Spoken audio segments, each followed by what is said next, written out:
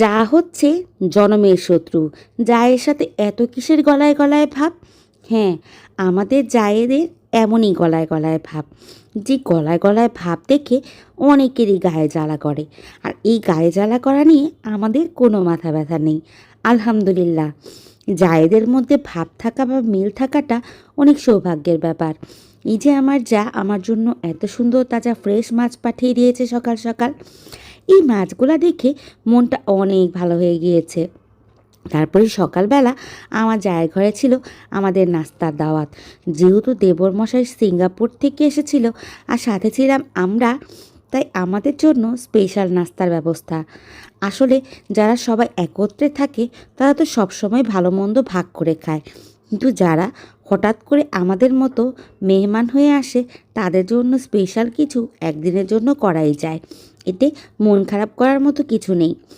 এই যে আমাদের জন্য গরম গরম খোলাচা পিঠা বানানো হচ্ছে, দেবরমশাই ঘুম থেকে এসে ভাবির সাথে কী না মজা করছে, তার জন্য নিয়ে এসেছে এক বালতি উপহার, মানে ময়লা কাপড়, যেগুলো ভাবির ওয়াশিং মেশিনে ধুয়ে দিবে। গ্রামে থাকাকালীন অবস্থায় যত কাপড় ছিল সবগুলো ভাবি খুব সুন্দরভাবে আমাকে ক্লিন করে ধুয়ে দিয়েছে তার ওয়াশিং মেশিনে। আহারে বেচারি কতই না টেনশন করে আমার জন্য। যাই হোক, আমরা নাস্তা খেতে বসে গিয়েছি। এখানে হচ্ছে নোয়াখালীর ঐতিহ্যবাহী খোলাজা পিঠা, আর সাথে হচ্ছে রাব।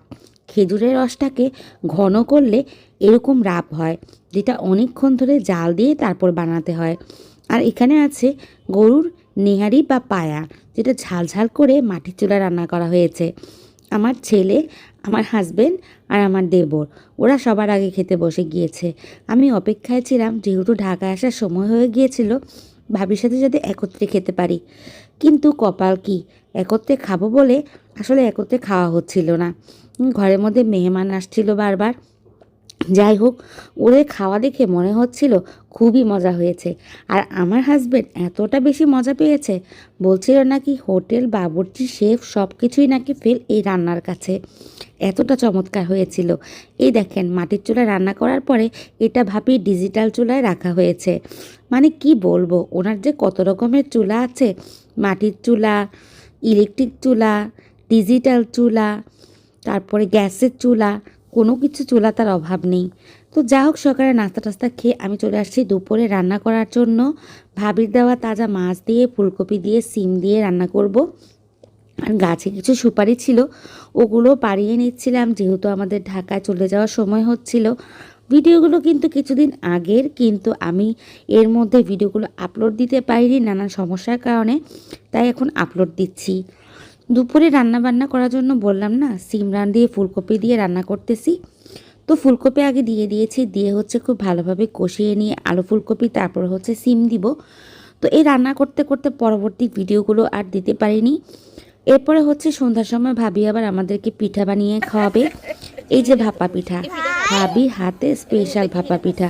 তার হাতের ভাপা পিঠাটা খুব চমৎকার হয়, খুব সফট হয়, খেতেও না অনেক ভালো হয়।